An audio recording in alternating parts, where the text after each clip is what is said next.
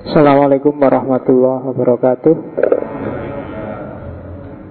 Bismillahirrahmanirrahim. Alhamdulillahirabbil alamin. Wa bihi nasta'inu ala umurid dunya waddin. Allahumma shalli wa sallim wa barik ala habibina wa syafi'ina sayyidina wa maulana Muhammadin wa ala alihi wa ashabihi wa man tabi'ahum bi ihsanin ila yaumiddin. Amma ba'du. Oke, bismillah. Kita lanjutkan ngaji kita setelah kemarin kita selesaikan sesi tentang filsafat ketuhanan. Malam ini kita balik ke timur. Kita main ke Jepang, filsafat Jepang. Meskipun filsafat Jepang sebenarnya bukan salah satu favorit biasanya bagi para pengkaji filsafat timur, tapi beberapa yang khas ada di Jepang. Jadi ada baiknya kita ngerti serba sedikit, meskipun hanya lewat ngaji 1-2 kali pertemuan. Karena kalau ke Jepang sendiri kan mahal. Tiket ke Jepang itu yang paling murah Air Asia. Air Asia yang harga promo. Kalau yang harga promo bisa sekali P 3.750.000-an. Cuma kalian kalau ambil Garuda ya bisa yang kelas VVIP itu 37 juta. Jakarta, Tokyo. Ya, 37 itu ya lumayan kamu dapat. Tapi kalau Air Asia ada yang 3, ada yang 5, ada yang 7. Yang 3 ini kalian pesennya paling tak setengah tahun sebelumnya. Biasanya gitu kan Air Asia, pesennya panjang gitu.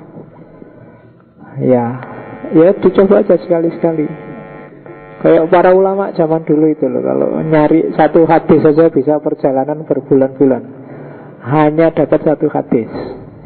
Kalau kamu kan ngopi Maktabah Samilah paling nggak sampai setengah jam sudah dapat jutaan hadis. Oke, kita cari ada hikmah apa dari Jepang. Kita cari yang inti-inti, yang hakikat, bukan yang tampilan-tampilan.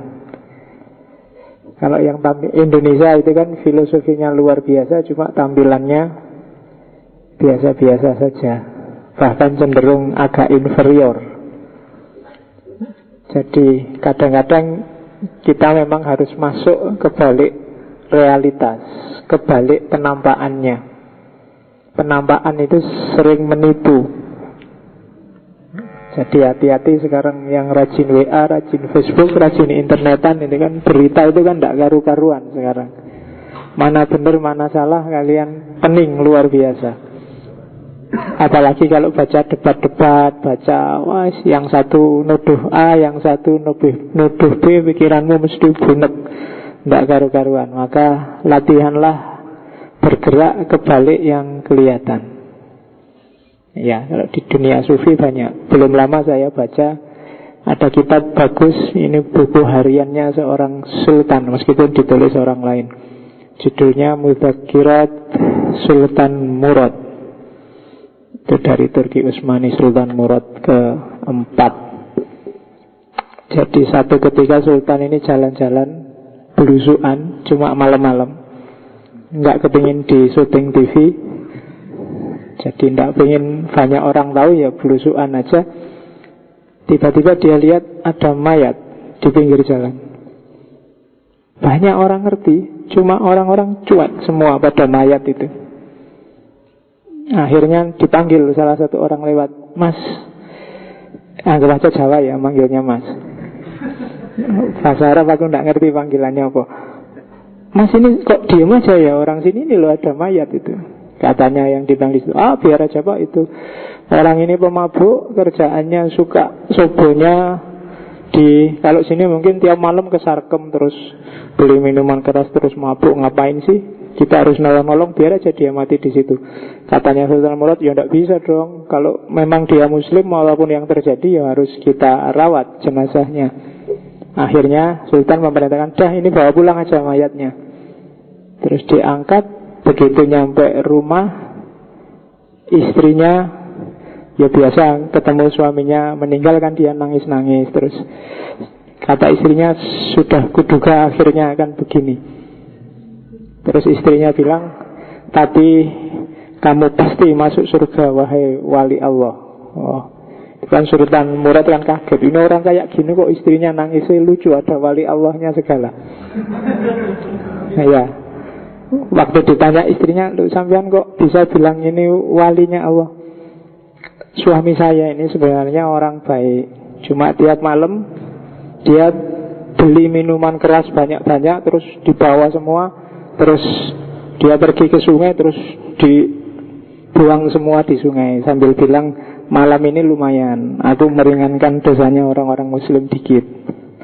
Jadi minuman kerasnya dibuangin. Terus kalau ke Sarkem ditemui beberapa WTS, terus sudah malam ini kamu libur aja, tak bayar, tak booking semalam, tidak usah melayani tamu, ketemu lagi ya. Jadi tiap hari kerjaannya gitu tiap malam. Jadi istrinya sampai marah-marah, ceritanya istrinya, setiap malam saya marahin, besok kalau kamu meninggal tidak ada yang mau ngangkat jenazahmu. Makanya tadi bilang sudah kuduga. Tapi jawaban suaminya, tenang aja, besok kalau aku meninggal, yang ngurusi jenazahku bukan orang-orang itu, tapi Amirul Mukminin, Khalifah, Sultan, semua ulama dan semua ilmuwan, semua orang terhormat di negeri ini akan nyelati jenazahku. Wah. Dan benar Sultan, ya saya ini Sultan. Dan benarlah dia, akhirnya Sultan memerintahkan semua ikut mensolati, para ulama, orang-orang besar, semua mensolati orang ini. Padahal di mata orang-orang dulunya ini ya cuma orang mabuk yang tiap hari sobonya Sarkem. Tapi kan mawaro al-bi'ah, apa yang ada di balik realitas kamu nggak tahu. Makanya jangan gampang nuduh orang, kan itu pesan moralnya. Hari ini kan banyak orang tuding-tudingan, merasa dirinya paling benar. Santrinya ngaji filsafat nggak boleh begitu. Sebelum jelas benar duduk dan berdirinya persoalan. Oke, termasuk malam ini kita lihat Jepang. Mungkin ada yang tidak suka sama Jepang, ya dilihat dulu. Apa ya Jepang itu tidak menarik? Wong motormu juga merek Jepang, ya kan? Kalau tidak Honda ya Yamaha, sama aja Jepang. Seperti apa sih filosofi hidupnya orang Jepang? Ada banyak prinsip yang menurut saya luar biasa. Meskipun sebagian besar sebenarnya sistem kepercayaan, sistem filosofinya Jepang itu hanya ngimpor. Di era klasik banyak ngimpor Cina. Di era-era belakangan pramodern sampai hari ini itu sebenarnya banyak ngimpor Barat. Tapi dia bisa mengolah versi dia sendiri, karena dia punya filosofi sendiri tentang impor-mengimpor ini. Nanti kita lihat. Oke, beda sama Jawa. Jawa itu adaptif, ada apa-apa masuk. Tapi dia susah untuk menjaga identitas dirinya. Tapi kalau Jepang tidak, dia bisa ngimpor, bisa menyerap, tapi dirinya sendiri masih utuh. Itu gaya Jepang. Makanya sepak bola kan juga menang kalau di Asia. Dia punya gaya sendiri. Indonesia kan masih bingung nyari benchmark ini, harusnya Asia itu niru Barat atau niru Jepang. Tapi kita sampai hari ini belum ketemu jawaban, karena PSSI-nya sudah bubar. Kita nggak pernah belajar. Oke. Cuma saya tidak yakin teman-teman yang malam ini hadir pernah sedikit-sedikit belajar tentang Jepang, kecuali yang mungkin dari jurusan sastra atau jurusan hubungan internasional apa-apa. Makanya harus saya kasih pengantar dulu. Pengantarnya sekali, terus nanti mungkin saya tidak tahu 2 apa 3, mungkin 2 saja ya, biar nggak bosan di Jepang lama-lama. 2 sistem kepercayaan Jepang akan kita bahas. Yang pertama Zen Buddhisme, ini juga Buddha gaya Jepang. Kemudian yang kedua samurai dengan sistem etik yang namanya Bushido. Ada banyak yang lain sebenarnya, termasuk yang kontemporer seperti Kaizen. Kaizen yang terkenal dengan plan, apalagi PDAC dan seterusnya. Yang ahli manajemen pasti ngerti. Plan, do, act, check dan seterusnya.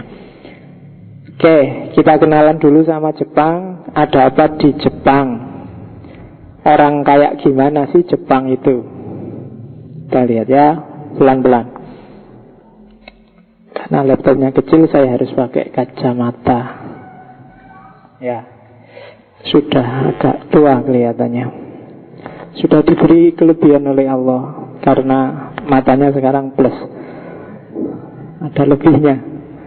Oke, dilihat sekitar tahun 400 sampai 1500. Itu titik-titik peradaban besar dunia. 1500 berarti sampai dunia modern. Kalau Eropa ada 2 peradaban Kristen, ada Eropa Timur dan Eropa Barat. Yang satu pusatnya di Turki sekarang, yang satu pusatnya di Italia. Terus ada Cina. Cina sejak dulu memang jago, jangan salah. Terus ada Persia. Persia ini superpower lama yang pikiran-pikirannya nyebar kemana-mana, termasuk di situ disebut mempengaruhi India dan Jazirah Arab. Itu Persia pengaruhnya sangat kuat. Terus ada Asia Tenggara. Kalau Asia Tenggara pengaruh Cina dan Indianya kuat. Termasuk Jepang juga banyak mengadopsi dan terpengaruh oleh Cina dan India. Jadi itu superpower pada zamannya. Zaman Nabi lahir kan superpowernya Persia sama Eropa Barat, Romawi. Yang itu jepit Asia Tengah termasuk Arab Saudi dan Jazirah Arab. Meskipun nggak bisa menaklukkan Arab. Jepang juga begitu. Jepang itu posisi negaranya mirip kayak Indonesia. Jadi agak ke tengah laut, pecah-pecah, kepulauan. Makanya Indonesia ngalami tsunami, Jepang juga bolak-balik ngalami tsunami. Nanti kalau di benua Amerika agak tanding posisinya kayak Chili. Jadi negaranya ada di deretan tepi laut. Jadi Jepang itu yang ada tanda panahnya itu kan ada di kayak pulau yang pecah. Jadi kayak cuil benua Asia itu dan apa cuil itu ya bahasa Indonesianya. Apa cuil itu apa kok lali aku? Patah cuklek. Kalau cuil itu cuil ya. Iya, bahasa Indonesia itu susah ya nyari anunya. Ya pokoknya gitulah, mereteli lah. Gak ada Indonesianya juga mereteli ya. Ada pulau yang mereteli dan lahirlah Jepang. Jadi iya, susah memang bahasa Indonesia. Terus sama kayak Indonesia, dia dipisah-pisah oleh banyak sekali pegunungan. Dan dulunya area pertaniannya banyak. Ya bagi yang saya tidak tahu kalian menangi nggak ya film zaman dulu Osin itu. Zaman saya kecil itu ada film Osin. Coba kamu searching di YouTube. Yang kegemarannya ibu-ibu zaman dulu itu ada film judulnya Osin di TVRI. Dubbingan film Jepang lama. Zaman saya kecil itu ada Osin. Terus yang terkenal lagi Little Missy itu yang dari barat. Terus Paradise in Prairie, ada Highway to Heaven, itu film-film lama. Kamu nggak, bukan angkatanmu. Ngertimu kan paling Doraemon, Shinchan. Kamu kecil kan itu film-filmnya. Dragon Ball, Son Goku. Nah, ya itu Jepang juga. Kayak Doraemon itu kan, itu anak paling sakti sedunia, ndak iso gede. Sejak dulu segitu terus. Zaman saya SD juga segitu. Saya wis tua, rambutku putih, dia juga masih anak-anak. Jepang dipisah-pisah oleh banyak gunung, banyak sawah. Terus persis kayak Arab yang pecah dalam kabilah-kabilah, Jepang juga pecah dalam ratusan klan. Klan itu ya di Arab kabilah, kalau di Jawa namanya trah. Ya Terah itu kan yang ketemu kalau Idul Fitri sekali itu, saudara-saudara mengumpul, terus ada bani apa kan sekarang tren itu. Itu kayak Jepang zaman dulu, kayak Arab zaman dulu. Sebenarnya yang digelisahkan oleh Nabi kan itu. Jadi umat Islam Timur Tengah itu mewarisi DNA yang fanatik dari sisi klan. Itu yang sampai hari ini bikin mereka nggak bisa bersatu. Tidak ada 1 tahun pun dalam sejarahnya Timur Tengah itu yang damai. Selalu ada perang. Kalau nggak ada perang mungkin gatel. Ya, nggak ada apa-apa, tiba-tiba karena nggak ada perang mungkin sepi, daripada sepi nyerang tetangga yuk. Itu kan yang terjadi, tiba-tiba Irak nyerang Iran, tiba-tiba Irak nyerang Kuwait, tiba-tiba kan selalu begitu. Konfliknya mana sama mana, tiba-tiba Arab Saudi nyerang Yaman, kan itu yang terjadi. Kamu selalu kaget lihat langkah-langkahnya saudara-saudara kita di Timur Tengah. Karena memang DNA-nya, komposisinya agak terah tadi, agak klan, kabilah yang didahulukan. Itu persis yang terjadi di Jepang, tapi di era-era awal, sebelum kenal demokrasi yang agak liberal hari ini. Jadi mereka sukses mengatasi logika klan ini. Cuma di Timur Tengah belum sukses. Dan meskipun sama Nabi disuruh bersatu, Nabi sukses mempersatukan, melebur klan-klan ini jadi yang namanya ummah. Tapi penyakitnya kumat lagi ketika ada yang namanya mazhab. Sampai hari ini pecahnya kan di mazhab-mazhab itu. Itu sebenarnya logikanya sama, kayak logika klan. Oke, terus posisi geografis semacam inilah nanti yang bikin Jepang tidak bisa ditaklukkan. Kenapa tidak bisa ditaklukkan? Ya karena mana yang mau ditaklukkan duluan untuk menaklukkan Jepang. Kalau mau ditaklukkan semuanya berat, ditaklukkan satu-satu. Ya kalau satu kalah, yang lain masih ada. Dan medannya sangat berat. Itu yang bikin Jepang sangat berat ditaklukkan oleh Cina maupun Mongol era Genghis Khan dan kawan-kawan. Sama kayak Arab zaman dulu itu kan dijepit 2 superpower, Romawi dan Persia. Tapi dua-duanya meskipun superpower nggak bisa menaklukkan Jazirah Arab. Kenapa? Karena modelnya kabilah. Kalau kabilah yang satu kalah, yang lain kan belum. Ya kan, maju ke satu lagi ya diberontak sama yang satu lagi. Jadi susah mereka ditaklukkan semuanya. Kalau sekarang kan gampang. Untuk menaklukkan Indonesia gampang, jatuhkan aja Jakarta. Nggak usah Jawa, Jakarta aja, selesai. Atau nggak usah Jakarta terlalu luas, istananya Jokowi aja diduduki, selesai. Indonesia ganti pemilik sekarang. Kan gitu kalau logika negara bangsa. Tapi kalau model klan, model keluarga, jadi keluarga A kalah, keluarga yang lain belum. Kabilah A kalah, kabilah B belum. Jadi belum menguasai semuanya. Jadi daripada capek-capek nggak selesai-selesai, sudahlah dibiarin aja, kan gitu dulu. Arab Saudi termasuk Jepang. Meskipun nanti di era modern ke belakang, Perang Dunia I, Perang Dunia II, Jepang dijarah habis-habisan, tapi terus balas dendam jadi superpower militer zaman itu.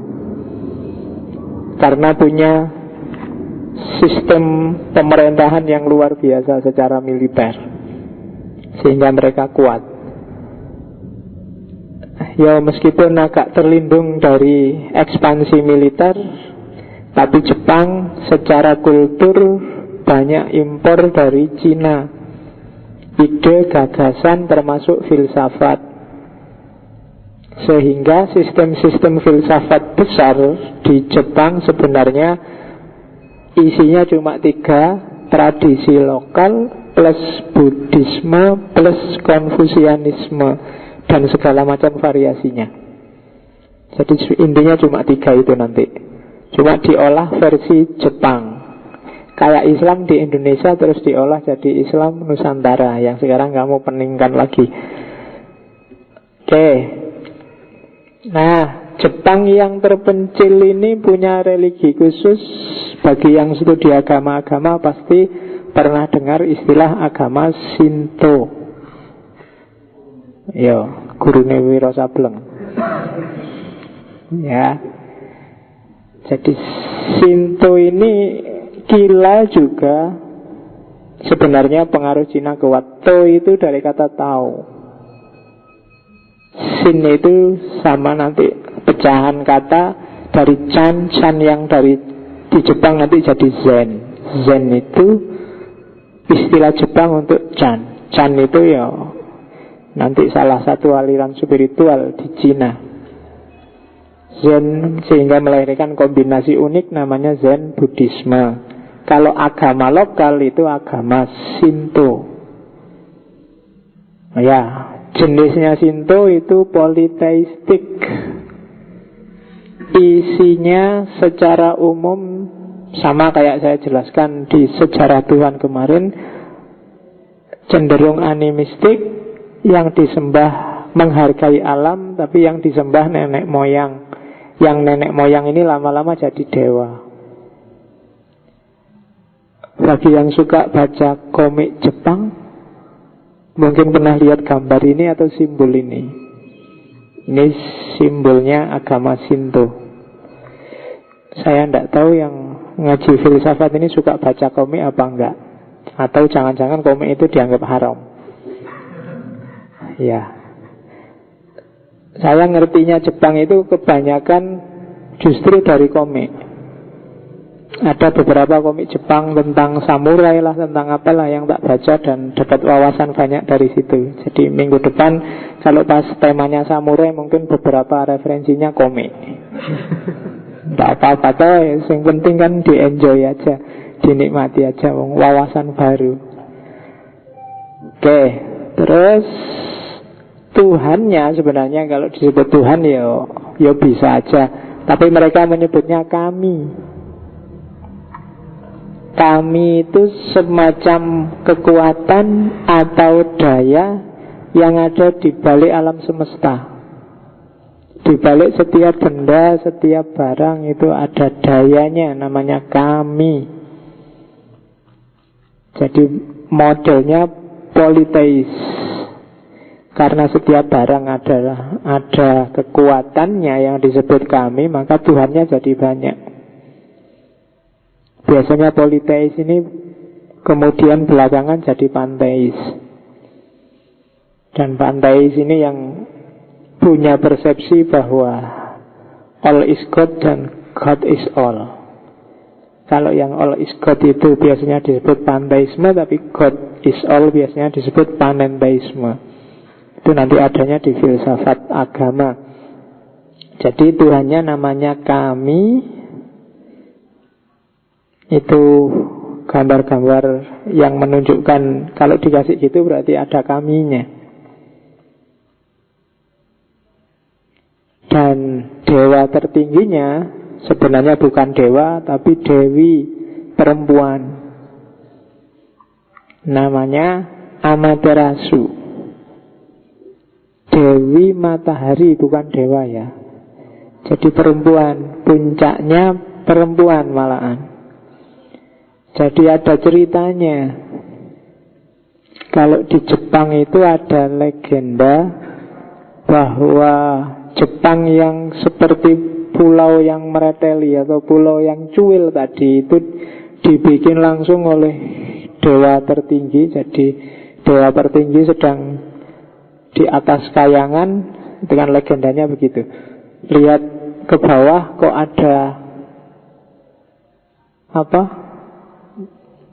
7 warna pelangi. Terus dia, kok indah ya pelangi, mau jalan-jalan turun jembatannya ya pelangi itu. Bandingkan cerita ini dengan Joko Tarub. Kan bidadari itu turunnya lewat pelangi. Saya tidak tahu, di hampir semua cerita mitos itu pelangi dianggap jembatan dari dunia atas ke dunia bawah. Dari para bidadari, para dewa-dewa yang ingin main ke bumi, jalannya pakai pelangi. Kalau ini hanya imajinasi, kok sama di mana-mana, kejarlah rahasianya apa. Nah, dewa yang di Jepang ini sambil bawa tongkat, tongkatnya terbuat dari berlian. Terus dia senang sekali main air. Jadi airnya itu diciprat-cipratin, dan air yang dicipratin dengan tongkatnya ini nanti jadi daratan. Itulah Jepang. Ketika sudah ada daratannya luas, terus dewanya mampir di situ, dan di situ beberapa lama kemudian punya anak Amaterasu ini. Dan nanti Amaterasu inilah yang menurunkan raja-raja Jepang, kaisar-kaisarnya Jepang. Yang mengadopsi cerita ini adalah kaisar Jepang yang pertama, namanya Jimmu Tenno, Kaisar Jimmu. Cuma cerita kayak gini yang menceritakan adalah keturunannya yang sekitar ke-12 namanya, sekitar ke-124, Kaisar Hirohito. Kalau yang sekarang yang jadi kaisar kan anaknya, Kaisar Akihiko. Ya, itu sejarahnya Jepang. Jadi ada Dewi Matahari, dan setiap raja di sana dianggap keturunannya Dewi Matahari ini. Cuma nanti itu ada pengaruhnya Cina sebenarnya.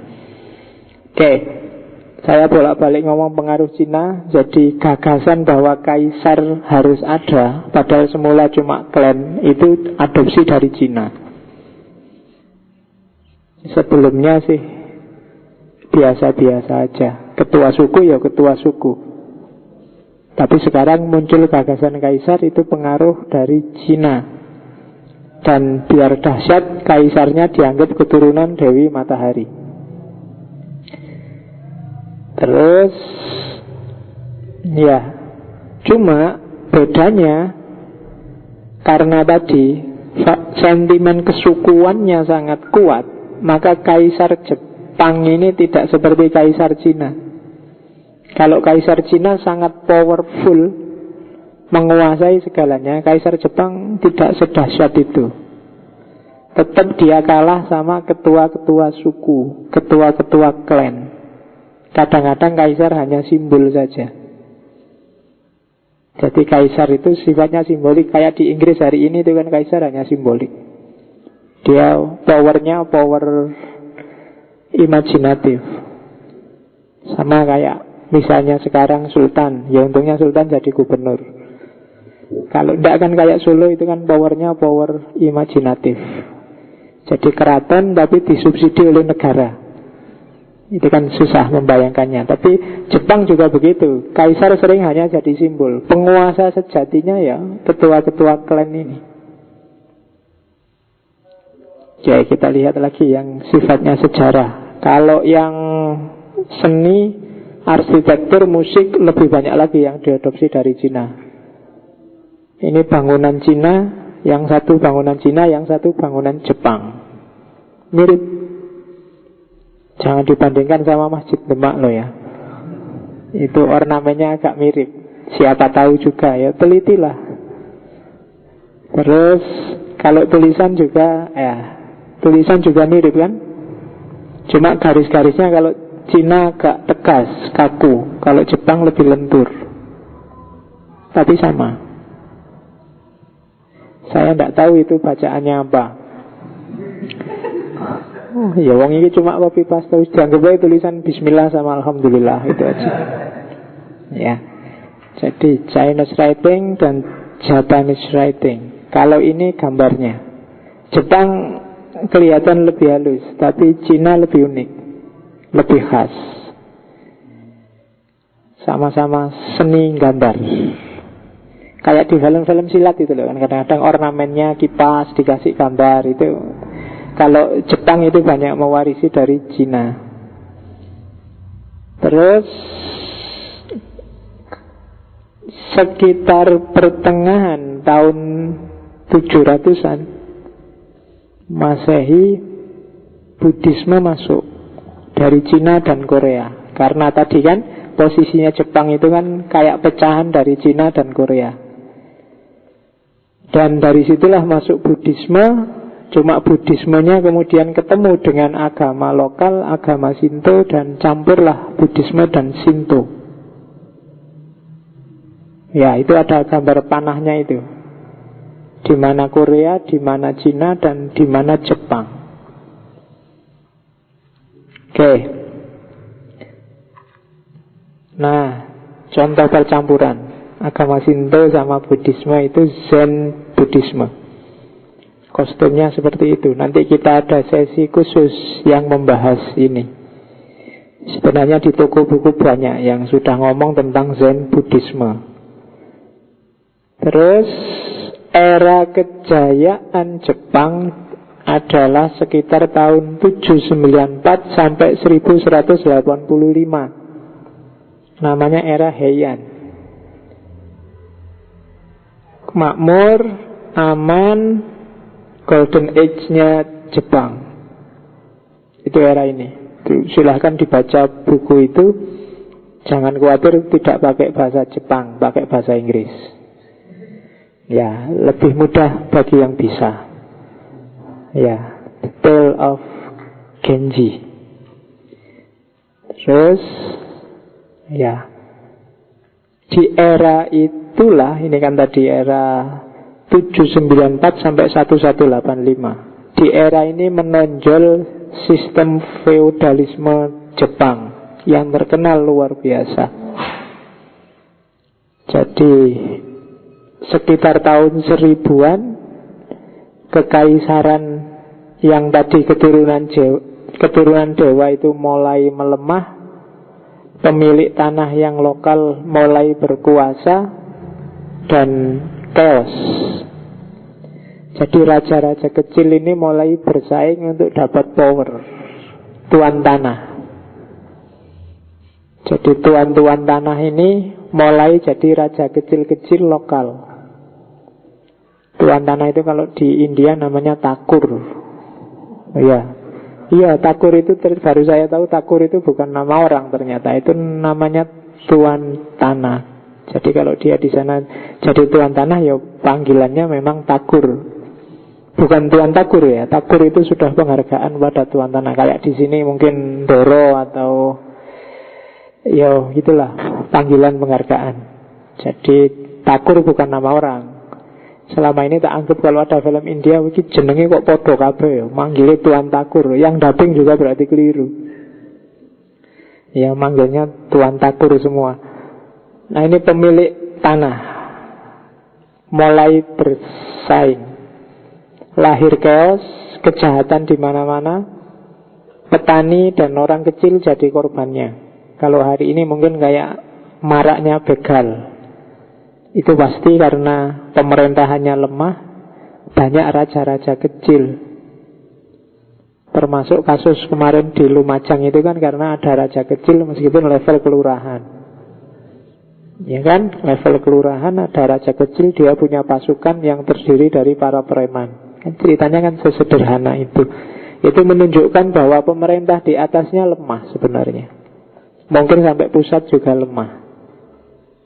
Ketika pusatnya lemah ya pasti akan lahir raja-raja kecil yang main sendiri-sendiri. Dan itulah yang terjadi. Antar klan perang. Dan terjadilah serangkaian perang sipil, suku melawan suku. Kalau di Islam itu bisa sampai hari ini. Suku melawan suku. Islam itu damai, tidak ada perang antar suku hanya pada saat Nabi Muhammad hidup. Begitu Nabi Muhammad meninggal, mulai masing-masing mengedepankan egoisme suku. Nabi Muhammad meninggal aja kan sudah debat. Ini meninggal benar apa enggak ya? Itu kan gegeran itu. Sampai Umar ngangkat pedang. Barang siapa bilang Nabi Muhammad meninggal, tak penggal lehernya. Itu debat. Belum lagi debat, ini Nabi mau dikubur di mana ya? Ada yang bilang di Yerusalem, ada yang bilang di Mekah, ada yang bilang di Madinah. Debat, nggak selesai-selesai juga. Yang paling dahsyat debat ini, yang ganti Nabi siapa? Yang Ansor merasa unggul, yang Muhajirin merasa unggul, yang itu klan. Setiap klan ingin merebut kekuasaan. Ketika begitu Nabi nggak ada, semua angkat senjata sudah. Meskipun Abu Bakar diangkat kemudian secara aklamasi, tapi kan yang oposisi terhadap Abu Bakar banyak saat itu. Ada yang tidak mau bayar zakat, ada yang murtad, ada yang ngaku Nabi palsu. Itu sebenarnya kan oposisi terhadap pengangkatannya Abu Bakar. Sama kayak Jepang zaman itu, antar suku. Ya sampai hari ini kan menjelma jadi antar mazhab, itu agak tersamar, seolah-olah agama. Tapi sebenarnya mentalitasnya mentalitas suku. Kalau di Indonesia kan ada 2 suku besar. Suku, ya tidak perlu tak jelaskan, kamu sudah ngerti. Yang penting ojo perang ya, tidak apa-apa. Beda suku itu kan biasa, kita memang harus punya afiliasi, tapi ya tidak usah perang lah. Cuma ya kritik-kritikan tidak apa-apa, senggol-senggolan dikit tidak apa-apa, biar ada rame-ramenya. Tapi ya nggak sampai perang bunuh-bunuhan, buat apa? Wong ya nggak dapat apa-apa. Oke, jadi apalagi sampai perang sipil. Begitu ada perang, maka rusak, keluar dan ke dalam. Gara-gara perang sipil, gara-gara kondisi chaos, itu lahirlah namanya feodalisme di Jepang. Ada sistem. Oke, yang paling atas memang raja, kaisar, emperor. Tapi kaisar ini dia nggak punya power apa-apa. Yang punya power orang di bawahnya. Namanya daimyo. Daimyo ini ya para tuan tanah tadi. Nah, daimyo ini untuk melindungi klannya, melindungi keluarganya, melindungi tanahnya, kepemilikannya, dia biasanya punya pasukan. Pasukan itu nanti yang dikenal sebagai samurai. Di bawah levelnya samurai ada para petani, ada para pedagang, ada para pengrajin. Jadi akhirnya hidupnya jadi strata, jadi feodalistik. Ada level bawah, ada level atas. Di India mirip, lahir sistem kasta.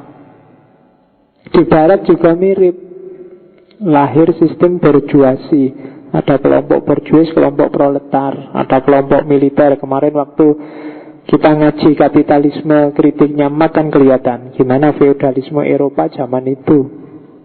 Di Indonesia juga ada feodalisme kan, zaman kerajaan, ada bangsawan, ada yang non bangsawan.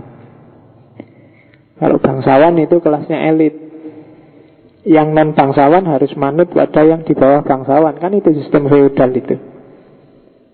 Saya dulu KKN di Kulon Progo.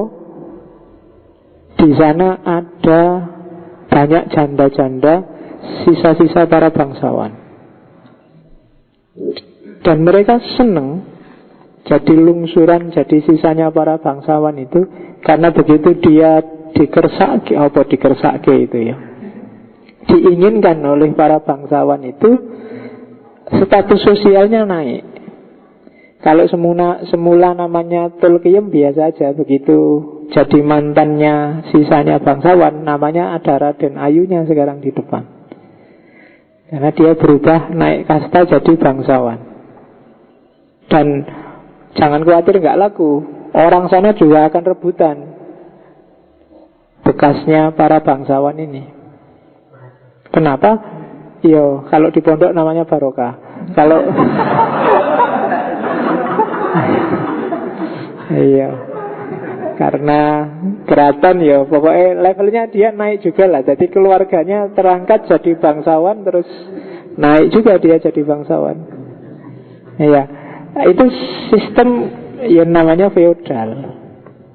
Jadi ada kelompok bourgeois, ada kelompok proletar. Jadi ada daimyo, ada samurai. Kaisar kekuasaannya sangat kecil. Jangan salah, meskipun dia posisinya kaisar. Yang main itu justru yang menteri-menteri, perdana menteri dan seterusnya, yang posisinya sebagai penguasa lokal. Oke. Nah, nanti di antara para daimyo ini, para tuan tanah ini, ada yang diangkat jadi pemimpin militer. Yang diangkat jadi pemimpin militer ini nanti yang namanya shogun. Jadi bukan Suzuki Yamaha Mio, tapi shogun. Ya, makanya shogun jangan dilawan, kamu kalah mesti. Dia pimpinan militer loh shogun itu. Jadi meskipun sekarang cuma dinaiki oleh Komeng, tetap statusnya shogun. Jadi pimpinan militer yang levelnya sama kayak daimyo, tuan tanah. Dan shogun punya pasukan, dan samurai itulah pasukannya shogun. Di bawahnya baru para pedagang dan para pengrajin, yang jumlahnya paling besar itu petani. Jadi sejak dulu petani itu kan selalu di bawah. Dan di Jepang dalam banyak kasus yang real memegang kekuasaan tertinggi itu bukan kaisar tapi shogun. Jadi dia penguasa militernya itu shogun ini. Kaisar itu cuma simbolik aja, bagian meresmikan, potong pita, pidato sambutan, selesai. Ya, tapi yang menjalankan, yang berdiplomasi, yang main taktik itu shogun ini. Ya, dan lama yang tadi disebut era keemasannya Jepang itu ya era shogun ini, yang berlangsung sampai sekitar 1867 ketika Barat mulai masuk pasca era namanya era isolasi. Jadi sampai tahun 1867 yang disebut Golden Age-nya Jepang itu ketika para shogun ini berkuasa. Oke. Nah, puncaknya kekuasaan shogun itu ada di 3 tokoh ini: Oda Nobunaga, Toyotomi Hideyoshi, dan Tokugawa Ieyasu. Yang suka komik bangsane Samurai X apa, kamu ngerti gak komik manga?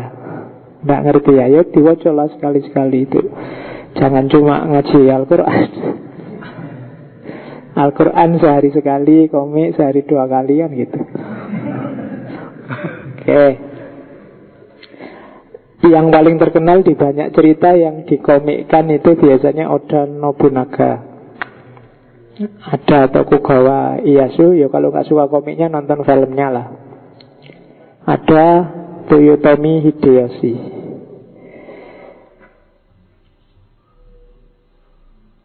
Oda Nobunaga orangnya berangasan, brutal, tahun 1568. Dia bisa menaklukkan Kyoto, pusat pemerintahan zaman itu. Dia punya semboyan rule the empire by force. Agak diktator. Dan secara ideologis dia anti-Buddhisme. Meskipun orang Jepang kebanyakan ideologinya banyak berbau Buddha, tapi dianggapnya Buddha itu para pemberontak. Jadi dia banyak menyingkirkan rival-rivalnya yang beragama Buddhis. Pembantaian-pembantaian banyak dilakukan oleh Oda Nobunaga. Bahkan ada beberapa cerita yang mengilustrasikan kekejamannya Oda Nobunaga. Ada yang ceritanya sampai bilang bahwa dia ini anaknya iblis. Ya tidak apa-apa, cuma cerita. Di Indonesia temannya iblis banyak, dan tidak apa-apa juga. Kadang-kadang lebih mengerikan manusianya kan daripada iblisnya. Iblis itu kan paling cuma bisii dan menggoda. yang benar-benar kejam sejati kan manusianya. Iblis kan nggak pernah bunuh sendiri, itu cuma nggoda-ngodain kamu, katanya gitu. Atau jangan-jangan cuma kamu jadikan alasan kalau pas kamu jahat, maaf saya khilaf, tergoda setan. Kan sering kamu gitu. Padahal mungkin kalau ada setannya dia bilang, lu saya nggak goda apa-apa, itu dia sendiri kok, saya nggak ngapa-ngapain kok dituduh. Orang beragama kan sering gitu. Kalau nggak nuduh Allah ya nuduh setan. Ya gimana lagi, sudah takdirnya. Itu kan namanya nuduh Allah. Seolah-olah Allah yang bikin kamu gitu. Maafkan saya khilaf, tergoda oleh rayuan setan. Setannya sendiri kan nggak pernah ngerayu, tapi kamu bilangnya dirayu oleh setan. 4 Juni kamu sendiri yang pingin. Dan tiga-tiganya punya visi menyatukan Jepang. Cuma sampai Oda Nobunaga ini meninggal, dia belum sempat menyatukan Jepang, belum bisa bersatu klan-klannya. Dilanjutkan oleh yang kedua, Toyotomi Hideyoshi. Kalau Toyotomi ini sebenarnya dulunya tangan kanannya Oda Nobunaga. Jadi dia tinggal melanjutkan perjuangannya Oda Nobunaga. Cuma dia lebih taktis daripada Oda Nobunaga. Dia tidak kasar berangasan asal serang, tapi dia main diplomasi, main adopsi, main perkawinan. Adopsi itu berarti ya kerjasama, mungkin mengangkat suku lain sebagai asisten, ngangkat dan seterusnya. Atau perkawinan, daripada gegeran kawin aja yuk, kan gitu. Daripada NU dan Muhammadiyah kritik-kritikan terus, ayo kita budayakan kawin antar mazhab misalnya. Iya, saya kemarin ditawari diskusi kawin antar agama gitu. Ayo, jarang pelakunya, mari kita budayakan kawin antar mazhab.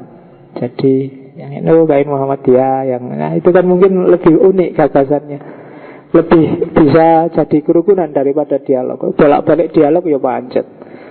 Kawin aja, nanti kan yang NU jadi masuk Muhammadiyah, atau Muhammadiyah jadi masuk NU, meskipun sedikit. Oke. Terus, dan Toyotomi ini yang sukses menyatukan Jepang.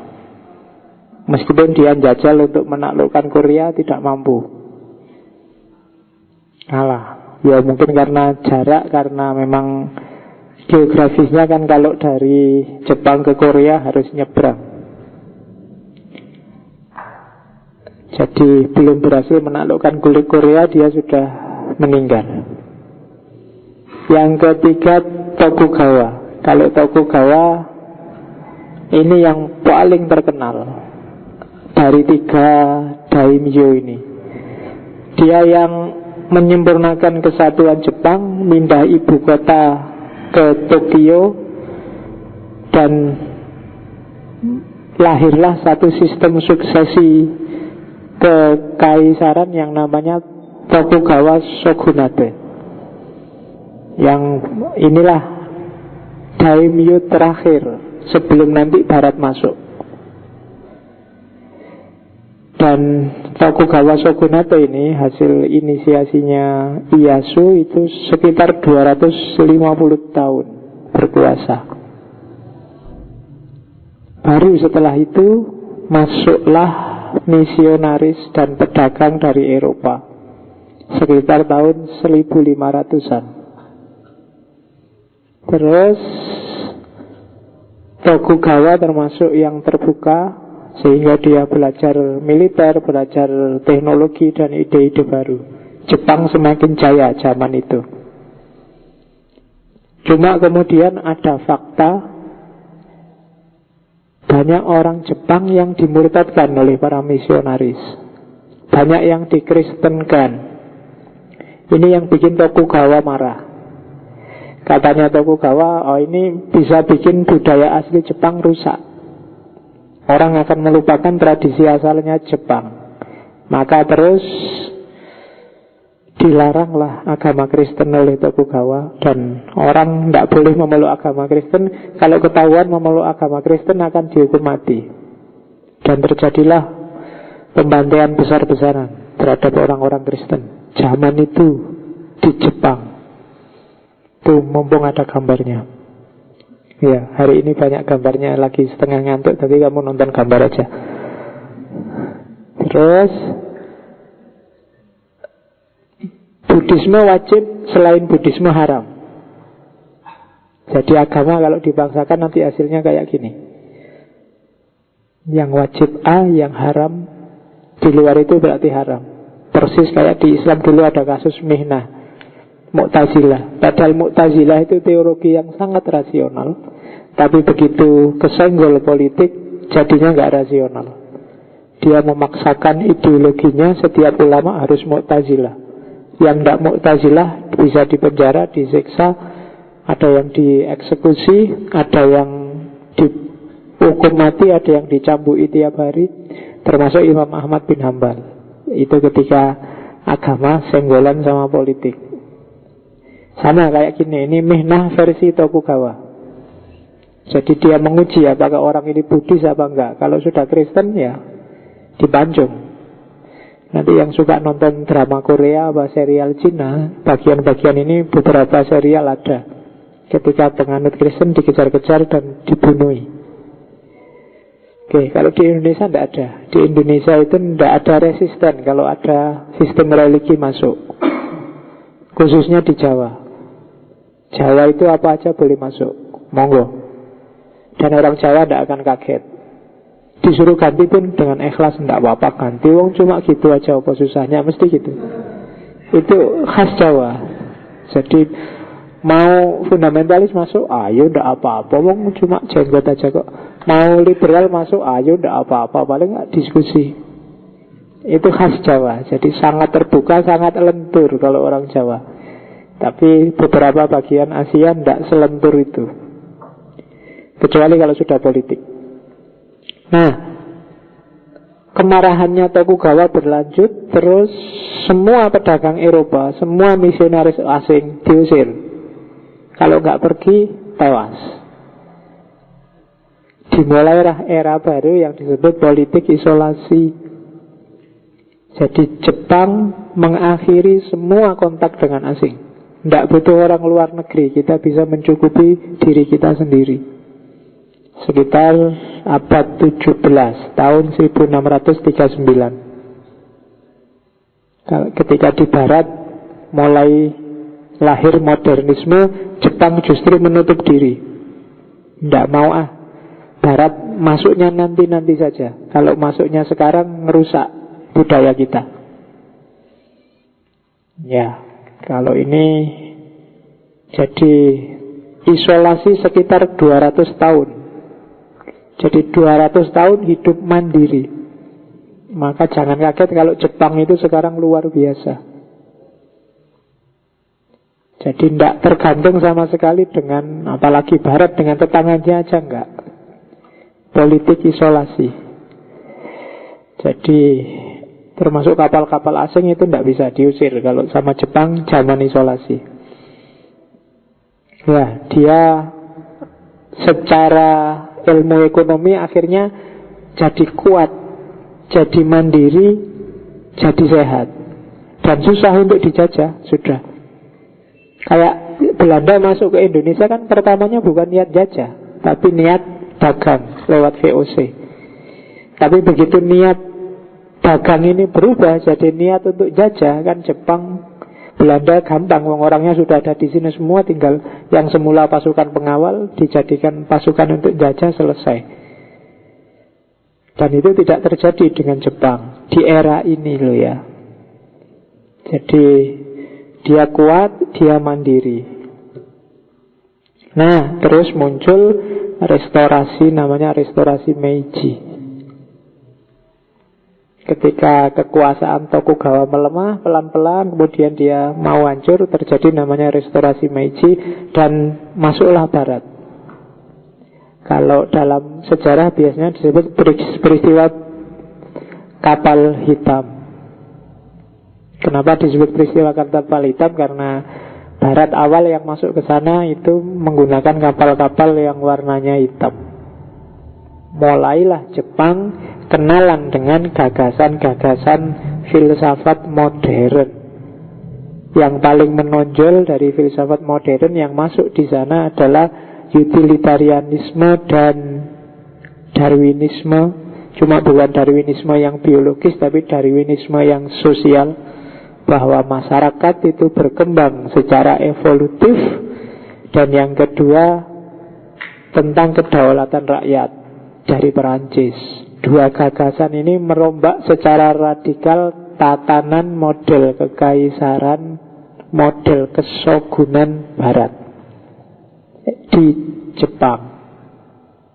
Jadi kalau kalian ada yang pernah nonton filmnya Tom Cruise yang dia jadi pasukan Barat, yang ditawan oleh samurai terakhir itu, iya, The Last Samurai. Nah itu era-era ini, runtuhnya model kekaisaran Jepang lama dan datangnya kekuatan Barat. Itu era yang disebut restorasi Meiji.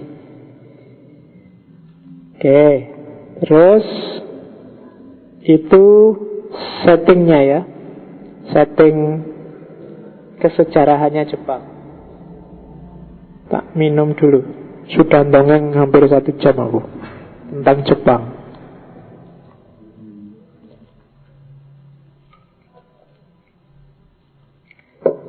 Oke, sekarang kita mulai masuk ke gagasan-gagasan umumnya dulu yang di Jepang.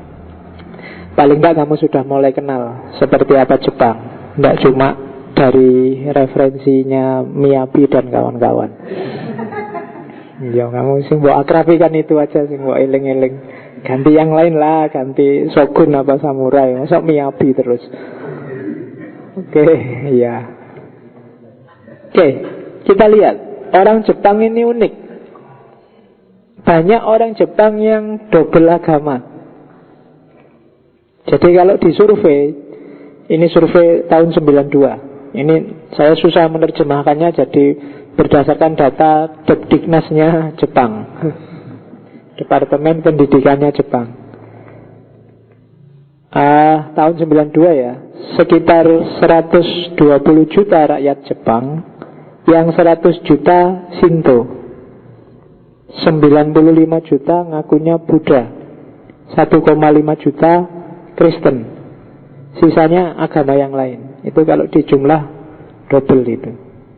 Katanya 120 juta. Itu kalau dijumlah itu 196,5.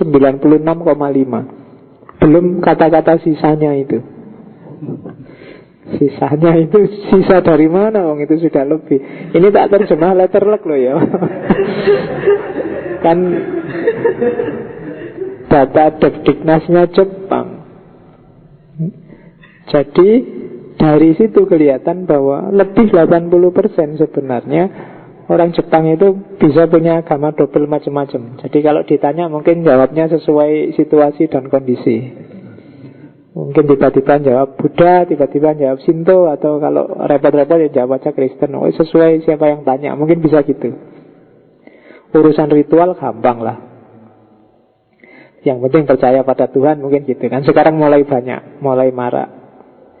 Jadi bertuhan tanpa agama, God without religion. Atau yang di barat sekarang yang slogan paling populer kan morality yes, religion no. Jadi agama itu tidak penting, yang penting moralitasnya. Nggak ada gunanya punya agama formal tapi moralitasnya rusak. Toh agama itu sama Tuhan diturunkan ke bumi untuk biar manusia bermoral sehingga bisa ngopeni bumi, jadi khalifahnya. Jadi intinya agama kan memang moralitas. Itu kan sehingga Nabi bilang innama bu'istu liutammima makarimal akhlak. Jadi semakin kamu rusak akhlakmu, semakin kamu sebenarnya jauh dari visinya agama. Oke, kalau filsafat sebenarnya ya sejak awal mereka sudah punya filosofi sendiri. Cuma istilah filsafat hari ini kalau di Jepang itu Kitatsugaku, atau yang nanti diringkas dari Tatsugaku, itu artinya filsafat, love of wisdom, cinta kebijaksanaan.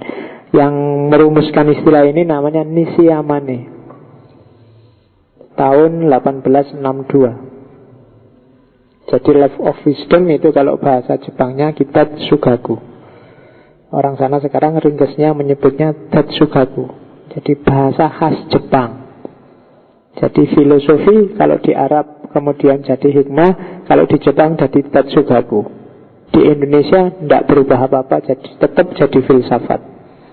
Indonesia mungkin karena tidak punya istilah khusus, atau sebenarnya ada, kita belum tahu aja. Kalau tradisi-tradisi lokal mungkin banyak yang punya istilah khusus, tapi sejauh yang saya tahu di bahasa Indonesia belum ada. Filsafat ya filsafat, falsafah. Tidak masalah, nggak ada istilahnya, asal praksisnya filsafat dan filosofi itu ada. Oke, kita lihat beberapa aliran filsafatnya Jepang. Yang paling terkenal itu Zen memang. Ini cabang Buddhisme.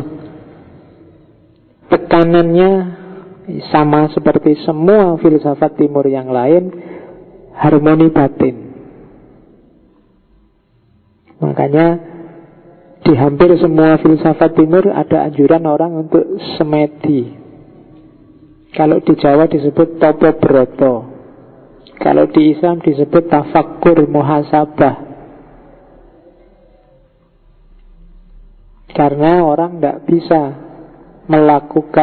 mewujudkan harmoni batin kalau dia tidak muhasabah, tidak tafakkur, tidak mengheningkan cipta.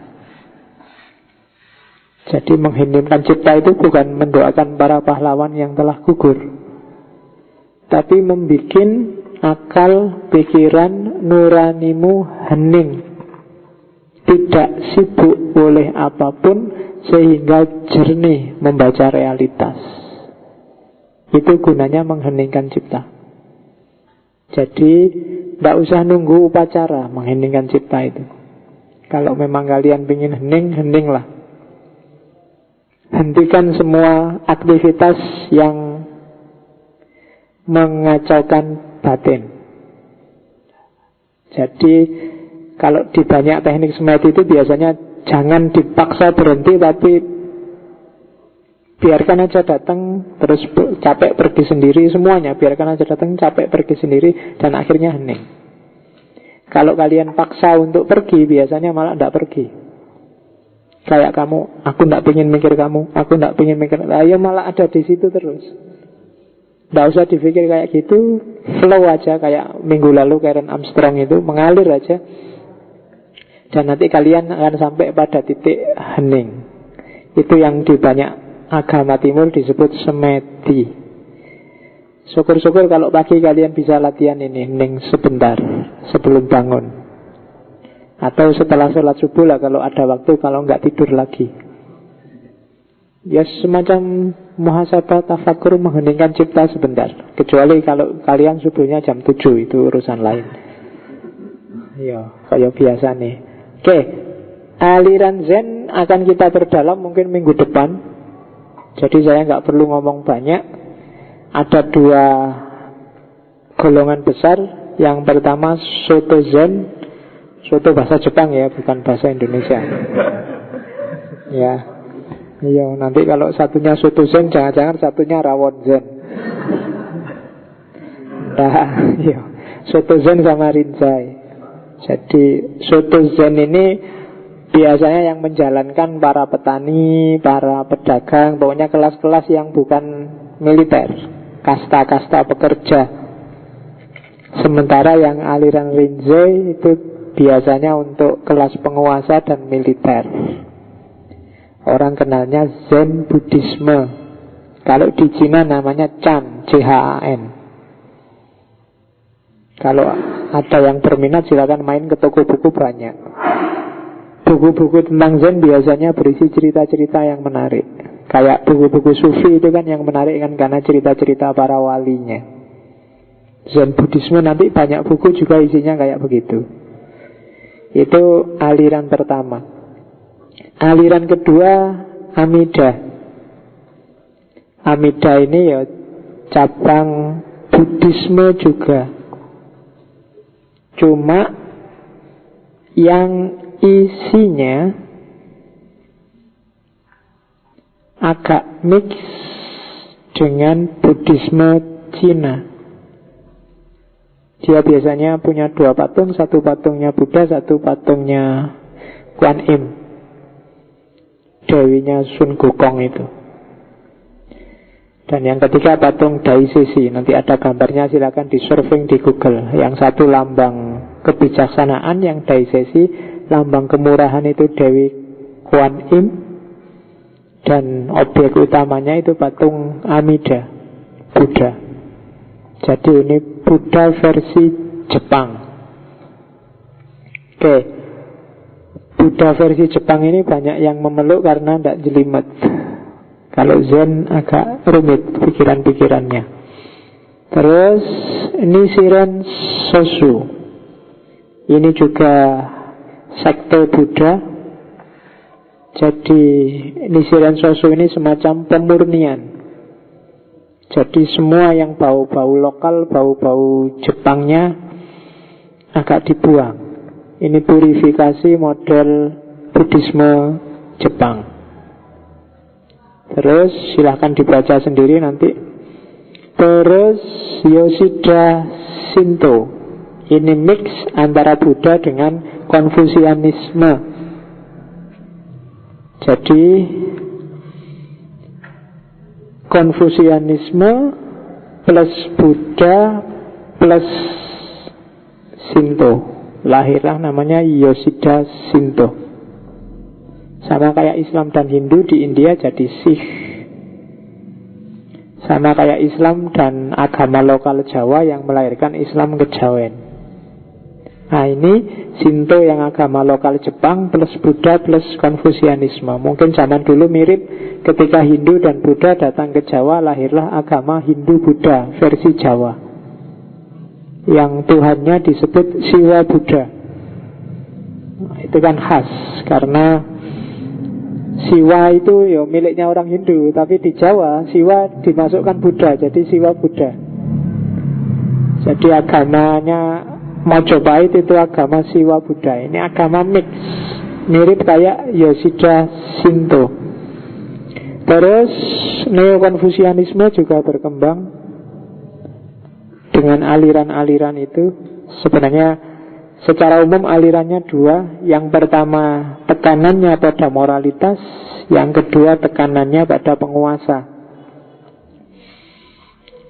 Yang tekanannya pada moralitas namanya Kumazawa, yang tekanannya pada penguasa namanya Okyu Shorai.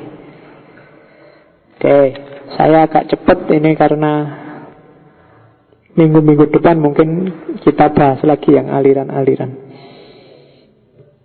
Oke, ada juga aliran namanya Mito, kayak merek HP-mu itu. Ya. Jadi kalau Mito ini bukan, kalau tadi purifikasi ke Buddhisme, kalau ini purifikasi ke agama lokal kuno Jepang. Alirannya namanya Mito. Sekitar tahun 1628 sampai 1700 yang menginisiasi Tokugawa Mitsukuni.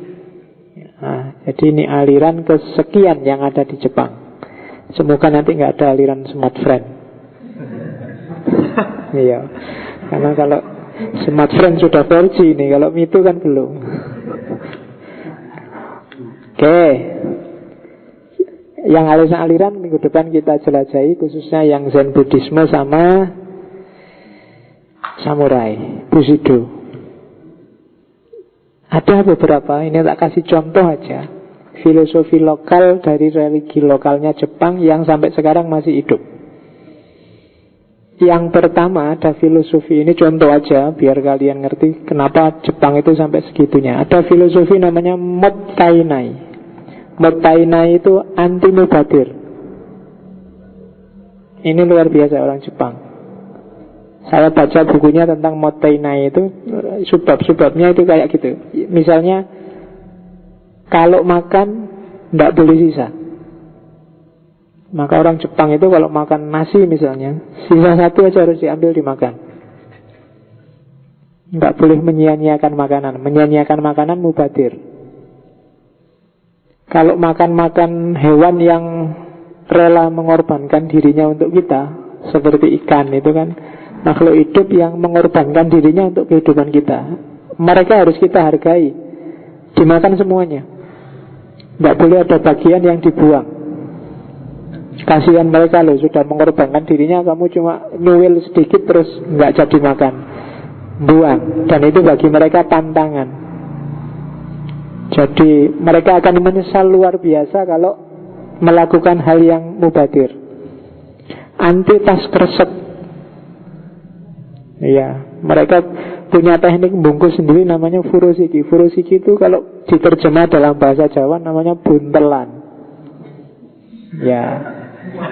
Lo ya, nek Jepangi furosiki, bahasa Jawanya buntelan. Jadi mending pakai kain yang kayak ibu-ibu biasanya itu, taplak luas. Itu kan dikasih buat bungkus bawa aja, kan fleksibel. Dan kalau kotor ya dicuci, dipakai lagi. Kalau kresek kan habis dipakai dibuang. Mubadir. Bahkan di Jepang anak-anak sekolah dulu, sampai sekarang saya tidak tahu masih ya apa enggak, ada alat untuk megang pensil yang sudah pendek. Kenapa? Biar pensilnya benar-benar habis. Kamu kan kalau pensil tinggal segini kan mesti mbok buang. Kadang masih segini aja mbok buang. Tapi ada alatnya sana untuk pegangannya pensil yang sudah pendek. Bukan berarti mereka miskin, tapi jangan sampai mubadir. Termasuk tata ruang. Di situ dicontohkan ruang tamu itu ya jangan tidak ada jendelanya. Kalau siang mau baca buku, mending nggak usah pakai listrik, dibuka aja. Sekarang kan orang semakin modern kan semakin tidak pakai jendela karena butuh AC. Jadi pagi-pagi kuliah pun harus listriknya nyala. Itu mubadir. Bahkan ilmu juga jangan mubadir. Kalau di Jepang, kalau memang cita-citamu dagang ya jangan kuliah di UIN, apalagi Usuluddin. Kalau cita-citanya dagang, kok kuliah di Usuluddin, nanti ilmumu mubadir. Ya dagang aja, atau kalau kuliah ya fakultas ekonomi. Kalau cita-citanya pingin buka warnet ya jangan kuliah di fakultas syariah atau fakultas adat. Tidak nyambung, nanti ilmumu kemana? Mubadir. Nah itu termasuk filosofi kalau di Jepang namanya mottainai. Menyesal kalau melakukan sesuatu yang mubadir. Jadi yang tadi ngambil minum, awas kalau nggak habis. Harus habis. Makanya saya minumnya yang ini aja. Yang itu belum tak minum, yang mau minum silahkan nanti. Jangan sampai disisakan. Lah ini disisakan, emangnya yang lain mau menghabiskan? Kan nggak mau. Apalagi minumanmu. Jadi takmirnya nggak tak buangin. Jadi wajib habis. Kalau enggak, kalau orang Jepang itu menyesal luar biasa. Jadi monggo dihabiskan dulu yang belum habis.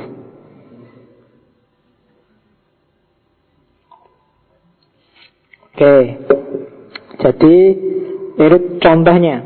Terus menurut saya yang dahsyat lagi dari Jepang adalah isolasi tadi. Tidak banyak negara yang berani mengisolasi dirinya. Khawatir macam-macam sudah. Coba berani nggak Indonesia deklarasi mulai hari ini putus hubungan dengan semua yang berbau luar negeri. Kita cukupi kebutuhan kita sendiri. Kalau mau sebenarnya bisa. SDM, SDA kita memadai. Cuma apa ya berani. Mau sih mau. Kayak orang disuruh kawin 2 apa kawin 3 itu loh. Mau sih, tapi apa ya berani. Resikonya panjang. Nah, isolasi juga begitu. Kenapa sih harus diisolasi? Ada gunanya. Ketika orang melakukan isolasi, dia akan mandiri secara mental dan mandiri secara material. Mandiri secara mental itu dia akan tangguh, tidak gampang mudah dipengaruhi, tidak gampang tergoda oleh luar. Karena nantinya dia sendiri juga bisa melakukan, bisa hidup tanpa yang di luar. Kalau orang sudah merasa mandiri di mentalnya kan, kalau mau ngasih bantuan monggo, nggak mau juga nggak paten. Toh tanpa bantuanmu aku bisa hidup, aku juga bisa senang. Nah, itu isolasinya Jepang zaman itu. Yang kedua, mandiri secara material. Ini bikin orang sadar bahwa ternyata meskipun nggak dibantu luar, nggak dibantu Amerika, Inggris, Jerman, Belanda, kita juga bisa hidup, bisa senang-senang, masih bisa ketawa-ketawa. Nah, itu filosofi isolasi. Jadi bukan berarti kok jangan bergaul dengan yang lain, tapi kita harus belajar dulu sampai tangguh, sampai mandiri, baru kerjasama, baru bergaul dengan yang lain. Maka kita tidak akan tergantung dengan yang lain. Mungkin yang lain malah yang tergantung dengan kita. Itu dulu yang diterapkan oleh Tokugawa, yang bikin mentalnya orang Jepang tangguh sampai hari ini. Bolak-balik diguncang gempa, dihantam tsunami, mereka tetap tangguh, tidak cengeng kayak kita. Kita kan bencana dikit aja kan nunggu bantuan luar negerinya, dan rebutan ketika bantuannya datang, itu kan menunjukkan kita agak lemah di mental, tidak tangguh. Kalau Jepang, mereka memang latihan untuk tangguh, untuk mandiri di era pra-modern, sehingga masuk zaman modern mereka kuat luar biasa. Itu contoh filosofinya masyarakat Jepang. Terakhir, orang Jepang hari ini tak ambil dari satu buku, punya mentalitas yang luar biasa. Itu yang bikin mereka survive dan salah satu superpower dunia. Bagi saya termasuk 5 besar superpower dunia hari ini. Karena kalau zaman dulu superpower itu dihitung dari penguasaan sainnya, kalau hari ini superpower kan dihitung dari kekuatan ekonominya. Pernah sebelumnya ada masa ketika superpower itu kekuatan militernya. Di abad tengah superpower itu pengetahuan. Tapi hari ini superpower itu kan ekonomi. Dan Jepang telah memiliki mental yang siap untuk menang ke sana. Yang pertama jelas, kerja keras. Kalau di penelitian terbaru, orang Jepang itu 9 hari bisa bikin mobil 1. Kalau di barat butuh 47 hari. Ya kan? Bayangkan semangatnya orang Jepang. Anak-anak sekolah praktikum itu bisa sampai jam 2 malam, jam 3 malam itu biasa. Kalian kuliah sak jam setengah wae kan wis gatel wingin nang Bali. Tapi anak-anak Jepang bisa berjam-jam, bahkan bisa sampai malam dan asik. Jadi tiap kali kuliah, tiap kali sekolah pasti bawa bekal. Karena lama mesti durasinya. Bawa nasi, bawa itu. Dan kenapa kok nggak bawa uang aja Pak beli? Enggak, mereka juga punya tradisi lain, hidup hemat. Jadi kerja keras itu yang bikin sukses. Ya memang nggak ada ceritanya sih orang sukses kok melempem. Kalau ingin sukses ya kerja keras. Itu logikanya. Cuma orang Indonesia kan memang yang nomor 1 bukan logika, intuisi. Jadi main, tenang aja Pak, kita tunggu aja gimana takdirnya Allah. Ngapain sih hidup kok? Kan kita selalu begitu. Tapi di Jepang enggak lah, kerja keras. Hidup yang masuk akal saja. Yang kedua malu. Mungkin masih ingat cerita Harakiri. Jadi kalau gagal ya mereka akan sangat malu. Dalam banyak hal mereka malu. Kalau hari ini malu itu implementasinya, misalnya kalau ada menteri gagal, di kementeriannya ada kasus besar, mereka akan sangat malu dan cepat-cepat mengundurkan diri. Kalau di kita kan begitu gagal kan cepat-cepat cari alasan, cari kambing hitam. Tidak ada yang bilang, mohon maaf yang salah saya, dan berarti saya nggak mampu, maka saat ini juga saya mundur. Karena mereka punya malu. Kita tidak terlalu punya malu. Jadi itu salah satu tradisinya orang Jepang. Yang ketiga hemat. Kayak tadi tak ceritain, yang metainai tadi, bagaimana mereka tidak boros. Meskipun mungkin mereka punya uang banyak, tapi hidupnya punya resources banyak, tapi tetap mengedepankan cara hidup yang tidak loyal, tidak royal. Kemudian yang keempat, loyalitas. Loyalitas ini kesetiaan. Dan ini dirintis ya sejak awal, zaman dinasti, zaman kerajaan-kerajaan ini kan dikenal loyalnya luar biasa. Shogun, kemudian samurai itu kan terkenal royal. Dia tidak peduli apakah tuannya ini jahat apa sabar apa gimana, pokoknya begitu dia jadi anak buahnya ya dia akan loyal 100%. Orang Jepang itu jarang yang pindah-pindah kerjaan. Rata-rata sejak muda sampai tua ya ada di perusahaan itu terus. Karena mereka punya daya loyalitas yang tinggi. Kalau kita kan enggak, ada tawaran gaji lebih besar ya mesti pindah. Kalau Jepang enggak. Dan ini imbang dengan sikap atasannya. Majikannya, atasannya, dia punya prinsip yang terbaik, yang paling sip untuk karyawannya dan anak buahnya. Jadi orang Jepang enggak kayak di Indonesia. Kalau Indonesia kan teman itu banyak. Kalau di sana teman itu hanya ada dua jenis, teman sekolah atau teman pekerjaan. Sama tetangga jarak 3-4 rumah mungkin sudah nggak kenal. Tapi yang dikenal teman sekolah, zaman sekolah atau teman di pekerjaan. Kalau jam-jam segini biasanya nongkrongnya di kafe-kafe, jadi nggak langsung pulang kalau malam. Main relasinya kalau malam gini, pulang dari kerja nongkrong bareng sambil minum sake, terus sambil ngobrol-ngobrol nyari relasi. Itu gaya Jepang. Dan nggak takut ditunggu oleh istrinya, nggak takut dimarahi, karena itu sudah tradisinya begitu. Ya, itu yang bikin mereka loyalitasnya luar biasa pada perusahaan. Perusahaan juga mikir dirinya, dia juga loyal pada perusahaan. Kalau di sini kan banyak yang perusahaan mikir bos-bosnya saja, gimana dapat untung besar, dan karyawan yang mikir gimana caranya gajinya naik. Jadi nggak nyambung. Oke, terus inovasi.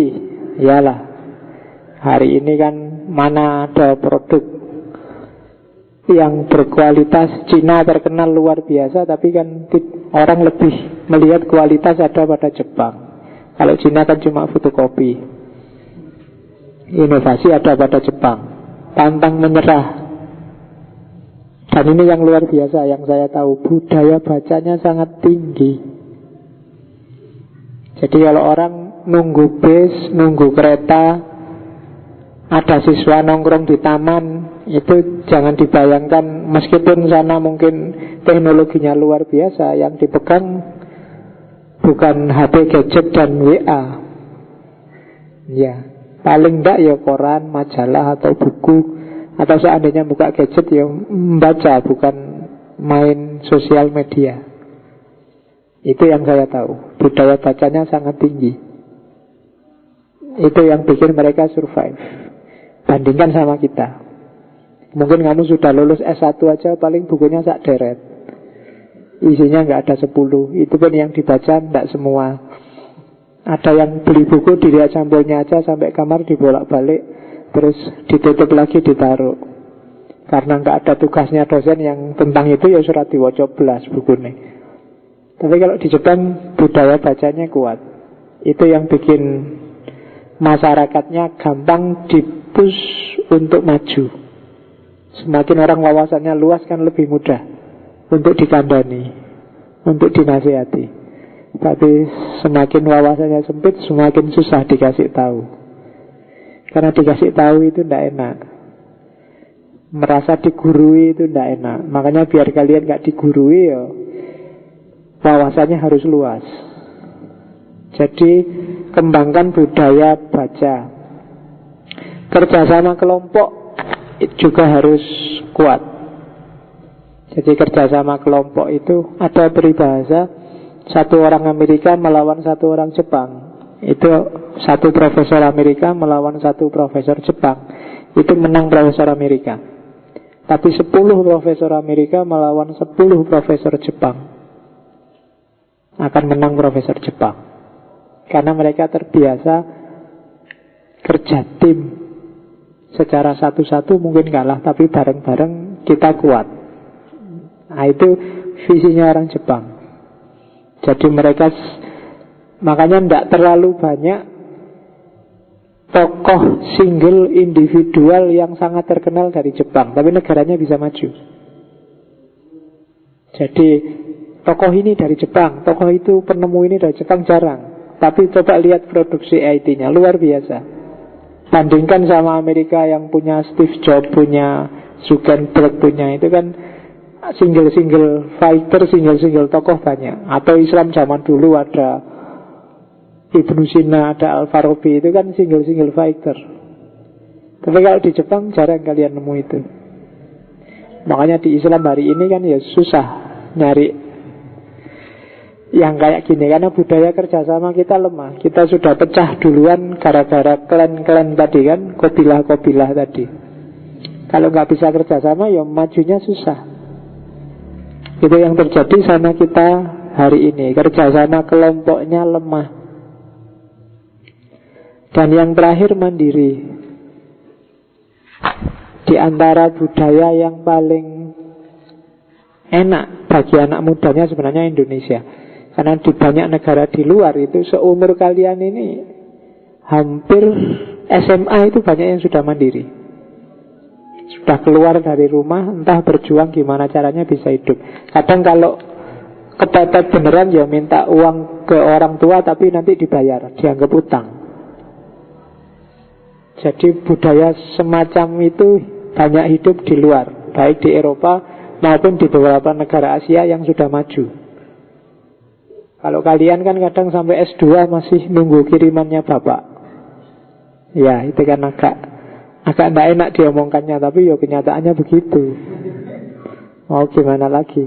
Tapi kalau di negara kayak Jepang ini, anak mudanya punya tradisi malu. Jadi malu sudah seumuran besar gini kok masih minta.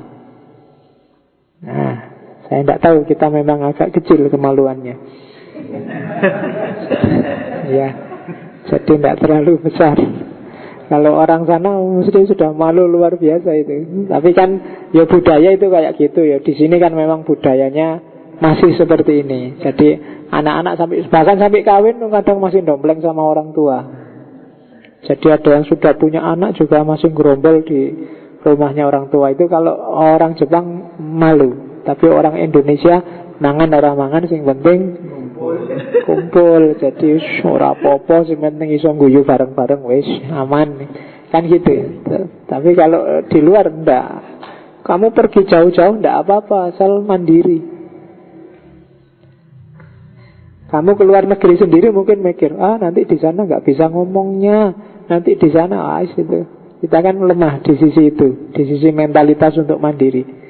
Di level itu sebenarnya kalian kalah sama para TKW sama para TKI. TKI ini tidak mikir bahasa Inggris, bahasa Arab perang ngerti, yang penting mangkat. Dan di sana tanding mereka. Di sisi itu kalian kalah mental tetap. Kalian ada bule aja mau nyedai males, khawatir diajak ngomong Inggris. Ya kan, kalau ada turis itu kan, tidak usah ketemu turis. Jadi tidak mandiri kita.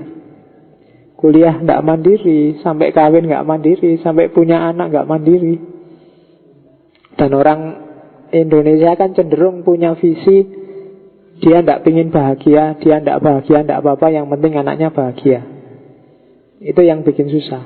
Jadi yang sini pingin gendoli terus, yang digandoli menikmati. Jadi akhirnya mandirinya lama. Tidak apa-apa bapak susah, yang penting kamu besok sukses gitu kan.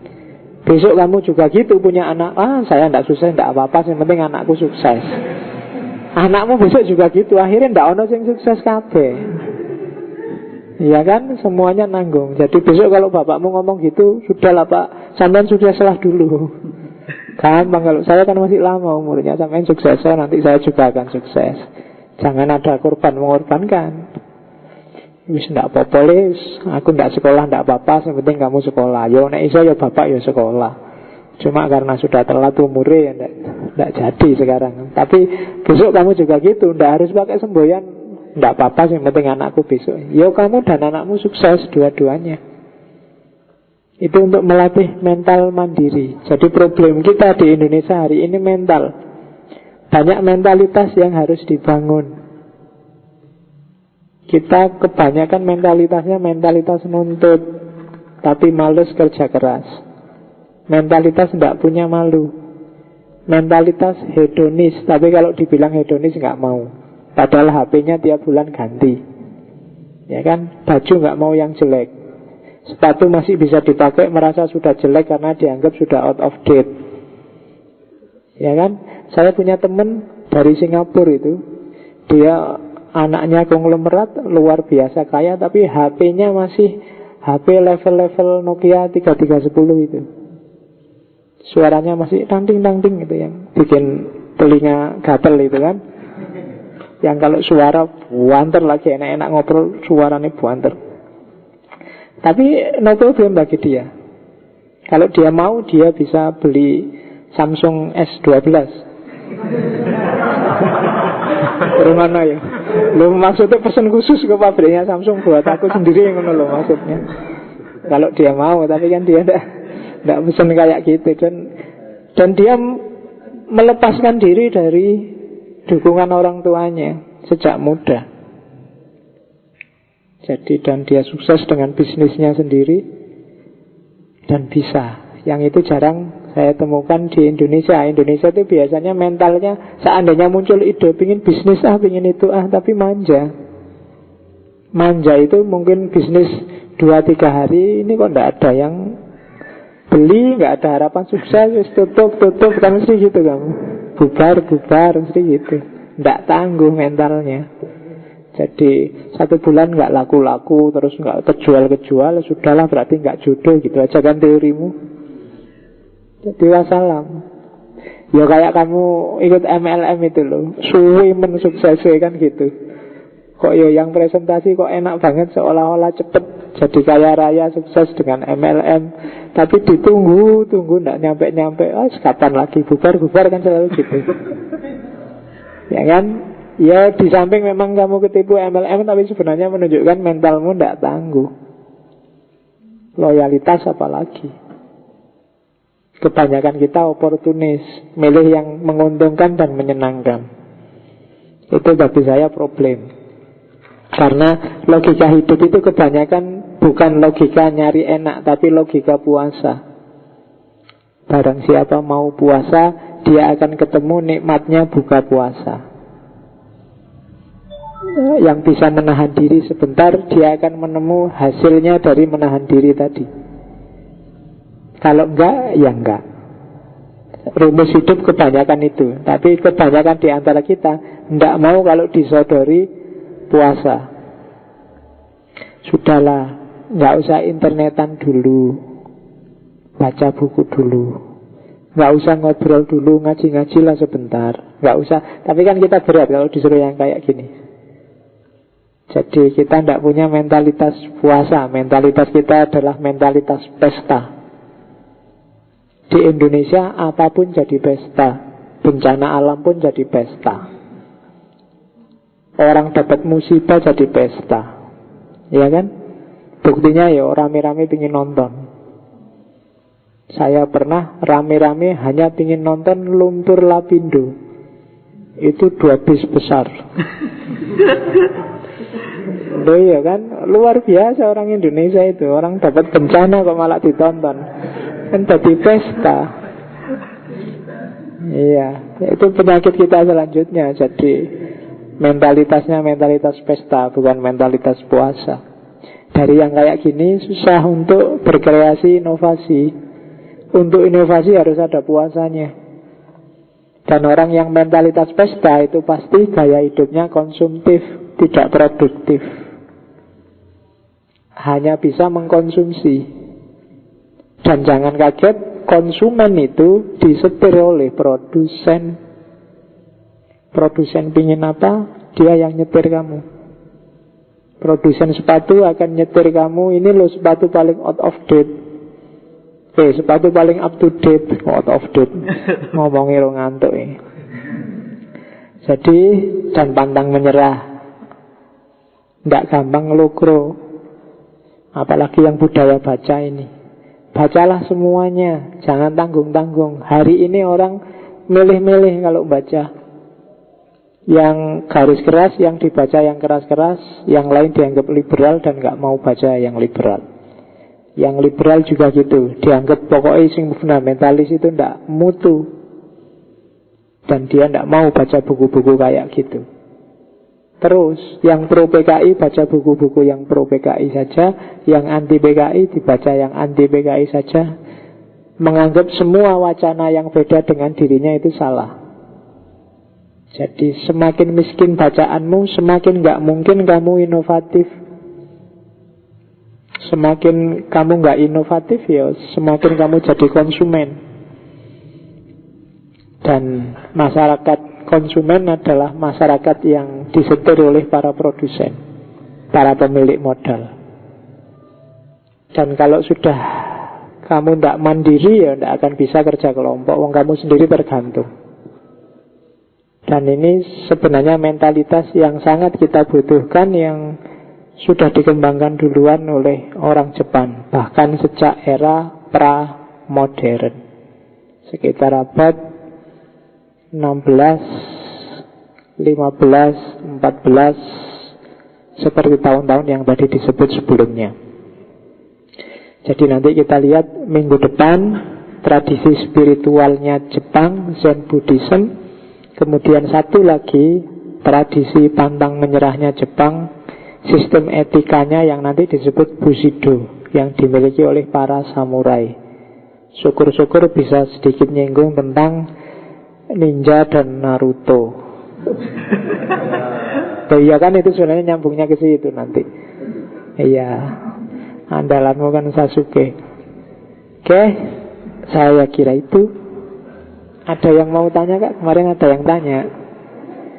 Tidak ada ya. Alhamdulillah, saya tidak tahu di Facebook ada yang tanya apa enggak. Sudah lama tidak nonton Facebook, apalagi sejak Jenderal Sudirman Facebooknya ganti. Jadi saya tidak tahu sekarang rame apa enggak di Facebook, belum saya cek. Peradabannya kan sekarang ganti, Facebook tidak terlalu laku, yang rame sekarang WA.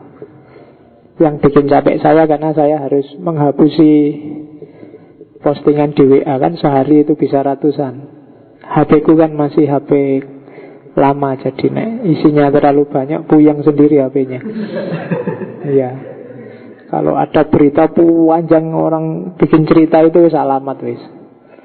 Mesti hang, jadi harus di restart lagi. Makanya yang ngirim WA ke saya nggak usah panjang-panjang, singkat-singkat aja.